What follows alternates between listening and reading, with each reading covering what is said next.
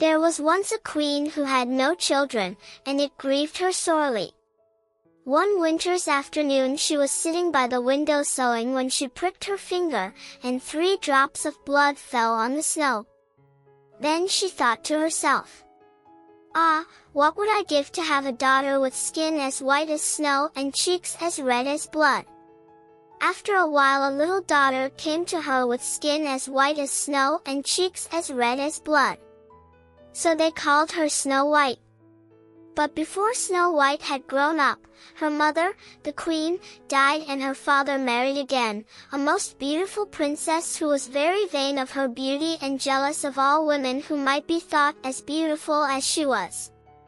And every morning she used to stand before her mirror and say, "Mirror, mirror, on the wall, who is the fairest of us all?" And the mirror always used to reply, "Queen, queen, on thy throne, the greatest beauty is thine own." But Snow White grew fairer and fairer every year, till at last one day when the queen in the morning spoke to her mirror and said, "Mirror, mirror, on the wall, who is the fairest of us all?" The mirror replied, "Queen, queen, on thy throne, Snow White's the fairest thou must own." Then the queen grew terribly jealous of Snow White and thought how she could get rid of her, till at last she went to a hunter and engaged him for a large sum of money to take Snow White out into the forest and there kill her and bring back her heart. But when the hunter had taken Snow White out into the forest and thought to kill her, she was so beautiful that his heart failed him, and he let her go, telling her she must not, for his sake and for her own, return to the king's palace. Then he killed a deer and took back the heart to the queen, telling her that it was the heart of Snow White.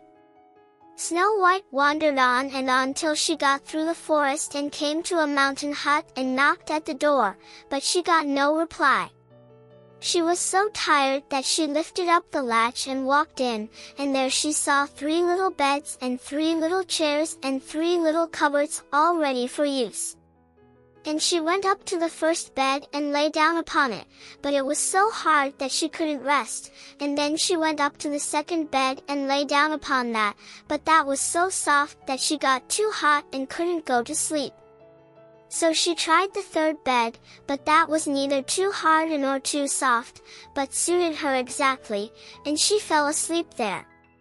In the evening the owners of the hut, who were 3 little dwarfs who earned their living by digging coal in the hills, came back to their home. And when they came in, after they had washed themselves, they went to their beds, and the first of them said, "Somebody has been sleeping in my bed." And then the second one said, "And somebody's been sleeping in my bed." And the third one called out in a shrill voice, for he was so excited, "Somebody is sleeping in my bed, just look how beautiful she is." So they waited till she woke up, and asked her how she had come there, and she told them all that the hunter had said to her about the queen wanting to slay her. Then the dwarfs asked her if she would be willing to stop with them and keep house for them, and she said that she would be delighted. Next morning the queen went up as usual to her mirror, and called out, "Mirror, mirror, on the wall, who is the fairest of us all?" And the mirror answered as usual, "Queen, queen, on thy throne, Snow White's the fairest thou must own." And the queen knew that Snow White had not been slain. So she sent for the hunter and made him confess that he had let Snow White go, and she made him search about beyond the forest, till at last he brought back word to her that Snow White was dwelling in a little hut on the hill with some coal miners. Then the queen dressed herself up like an old woman, and, taking a poisoned comb with her, went back the next day to the hut where Snow White was living. Now the dwarfs had warned her not to open the door to anybody lest evil might befall her, and she found it very lonesome keeping always within doors. When the queen, disguised as an old woman, came to the door of the house she knocked upon it with her stick, but Snow White called out from within, "Who is there?" Go away. I must not let anybody come in." "All right," answered the queen. "If you can come to the window we can have a little chat there, and I can show you my wares." So when Snow White came to the window the queen said, "Oh, what beautiful black hair, you ought to have a comb to bind it up," and she showed her the comb that she had brought with her. But Snow White said, "I have no money and cannot afford to buy so fine a comb." Then the queen said, "That is no matter, perhaps you have something golden that you can give me in exchange." And Snow White thought of a golden ring that her father had given to her, and offered to give it for the comb. The queen took it and gave Snow White the comb and bade her goodbye, and went back to the palace. Snow White lost no time in going to the mirror, and binding up her hair and putting the comb into it. But it had scarcely been in her hair a few minutes when she fell down as if she were dead, and all the blood left her cheeks, and she was Snow White indeed. When the dwarfs came home that evening they were surprised to find that the table was not spread for them, and looking about they soon found Snow White lying upon the ground as if she were dead. But one of them listened to her heart and said, "She lives! She lives!" And they began to consider what caused Snow White to fall into such a swoon. They soon found the comb, and when they took it out Snow White soon opened her eyes and became as lively as she ever was before. Next morning the queen went to the mirror on the wall and said to it, "Mirror, mirror, on the wall, who is the fairest of us all?" Then the mirror said as before, "Queen, queen, on thy throne, Snow White's the fairest thou must own." Then the queen knew that something had happened to the comb and that Snow White was still alive. So she dressed herself once more as an old woman and took with her a poisoned ribbon and went to the hut of the three dwarfs. And when she got there she knocked at the door, but Snow White called out, "You cannot enter, I must not open the door." Then, as before, the queen called out in reply, "Then come to the window, and you can see my wares." When Snow White came to the window the queen said, "You are looking more beautiful than ever, but how unbecomingly you arrange your hair. Did you use that comb I gave you yesterday?" "Yes, indeed," said Snow White, "and I fell into a swoon because of it. I am afraid there is something the matter with it." "No, no, that cannot be," said the queen, "there must be some mistake. But if you cannot use the comb I will let you have this pretty ribbon instead," and she held out the poisoned ribbon. Snow White took it, and after the old woman, as she thought she was, had gone away, Snow White went to the mirror and tied up her hair with the piece of ribbon. But scarcely had she done so when she fell to the ground lifeless and lay there as if she were dead. That evening the dwarfs came home and found Snow White lying on the ground as if dead, but soon discovered the poisoned ribbon and untied it, and almost as soon as this was done Snow White revived again. Next morning the queen went once more to the mirror on the wall, and called out, "Mirror, mirror, on the wall, who is the fairest of us all?" To which the mirror replied, without any change, "Queen, queen, on thy throne, Snow White's the fairest thou must own." And the queen recognized that once again her plans had failed, and Snow White was still alive.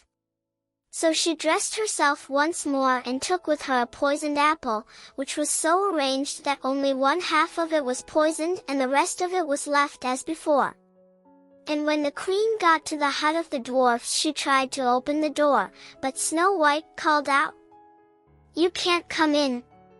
"Then I'll come to the window," said the queen. "Ah, you are the old lady that came twice before, you have not brought me good luck, each time something has befallen me." But the queen said, "I do not know how that can be, I only brought you something for your hair, perhaps you tied it too tight. To show you that I have no ill will against you I have brought you this beautiful apple. "But my guardians," said Snow White, "told me that I must take nothing more from you." "Oh, this is nothing to wear," said the queen, "this is something to eat. To show you that there can be no harm in it, I will take half of it myself and you shall eat the other half." So she cut the apple in two and gave the poisoned half to Snow White. And the moment she had swallowed the first bite of it, she fell down dead. Then the queen slunk away and went back to the palace and went at once to her chamber and addressed the mirror on the wall. "Mirror, mirror, on the wall, who is the fairest of us all?" And this time the mirror answered, as it used to do, "Queen, queen, on thy throne, the greatest beauty is thine own." Then the queen knew that Snow White was dead at last, and that she was without a rival in beauty. When the dwarfs came home that night, they found Snow White lying upon the ground quite dead, and could not find out what had happened or how they could cure her. But, though she seemed dead, Snow White kept her beautiful white skin and seemed more like a statue than a dead person.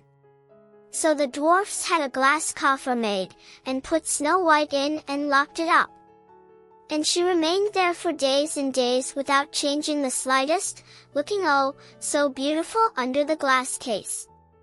Now a great prince of the neighboring country happened to be hunting near the hill of the dwarfs and called at their hut to get a glass of water. And when he came in, he found nobody there but Snow White lying in her crystal coffer.